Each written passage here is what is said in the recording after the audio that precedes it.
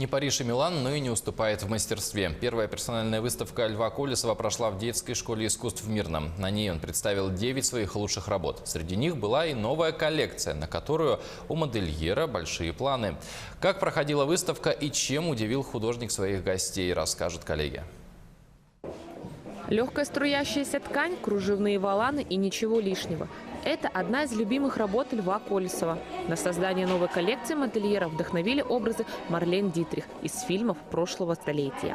Если смотреть на образ Марлен Дитрих, то есть при внешней легкости, то есть у нее, внутри-то у нее есть стержень, да, и костюм, казалось бы, женский, но за счет того, что это брючный костюм, все-таки присутствует, то есть мужское начало, такая вот харизма и сила и мужественность.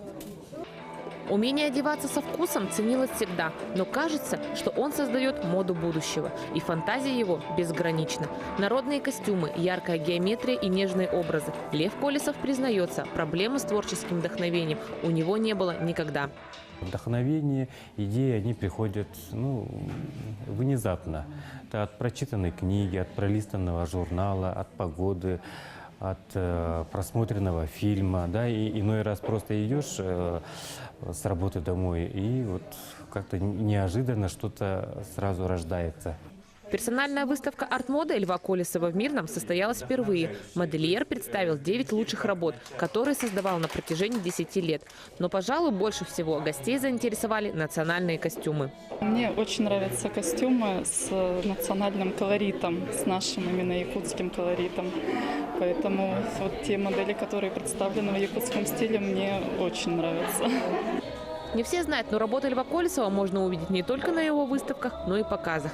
Наряды, созданные им, часто используют в своих выступлениях и творческие коллективы алмазной столицы. У нас, в нашем ансамбле ИИ ДК «Алмаз», есть костюм от Льва Колесова.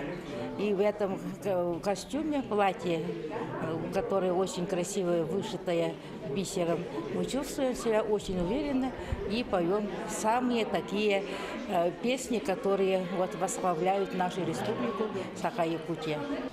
Побывать на выставке модельера каждый желающий сможет до 10 мая в картинной галерее детской школы искусств.